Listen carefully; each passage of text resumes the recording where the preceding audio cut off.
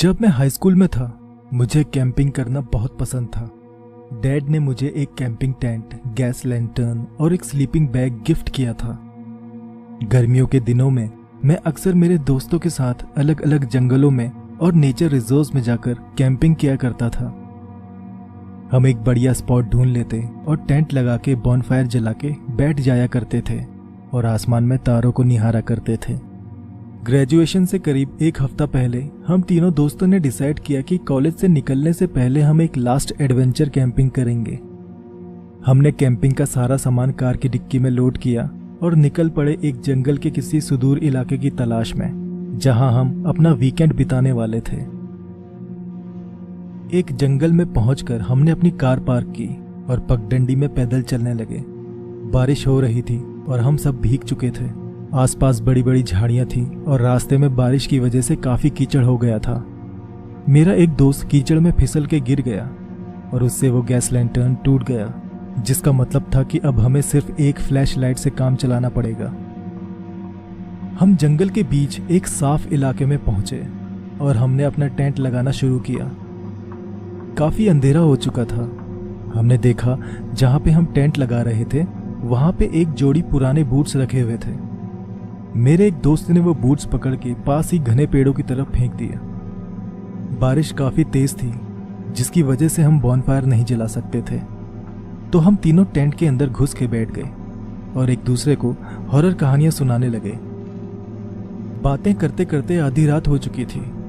तभी हमने किसी के कदमों की आवाज सुनी, जिसने अचानक ही हमारा ध्यान अपनी ओर खींचा। हमारे अलावा यहाँ और कौन हो सकता है? मेरे मन में ख्याल आया।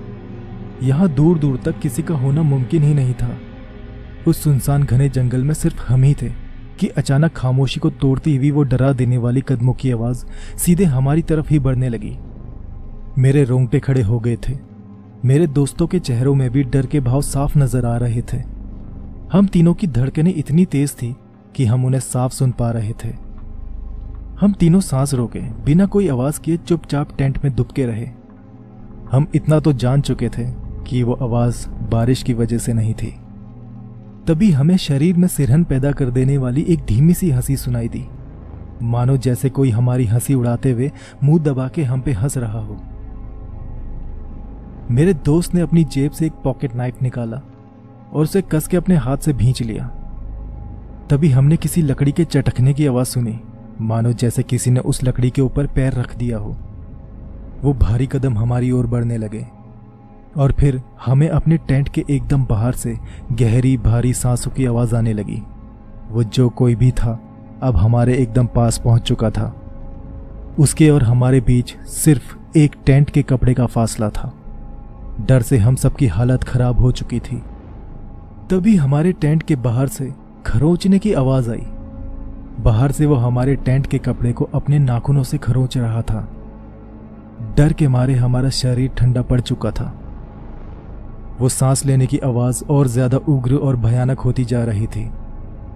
तभी मेरा एक दोस्त चिल्लाया, जो कोई भी बाहर है तुम्हारे लिए अच्छा होगा कि तुम यहां से चले जाओ।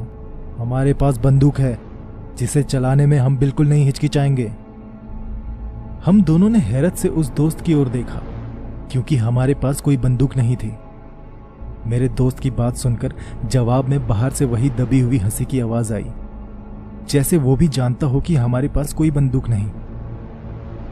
इससे पहले कि हम कोई और प्रतिक्रिया करते, हमने एक आवाज सुनी। वो आवाज थी हमारे टेंट की जिप की। हम अपनी आंखों से जिप को धीमे धीमे नीचे जाते हुए देख रहे थे। बाहर वो जो कुछ भी था अब वो हमारे टेंट की जिप को खोल रहा था। तभी मेरे दोस्त ने अपना एक हाथ हवा में उठाया। उसमें चाकू था। उसने बिजली की तेजी से उस चाकू को टेंट के खुले हुए हिस्से से बाहर निकाला और पूरी ताकत से अंधेरे में चाकू घोंप दिया। वो गहरी दबी हुई हंसी एकदम बंद हो गई। हम कुछ पल एकदम खामोश रहे और बाहर होने वाली हरकत को सुनने की कोशिश करने लगे। बारिश थम चुकी थी और बाहर मौत सा सन्नाटा छाया हुआ था। एक गहरी सांस लेते हुए मैंने फ्लैश लाइट ऑन की और टेंट के आधे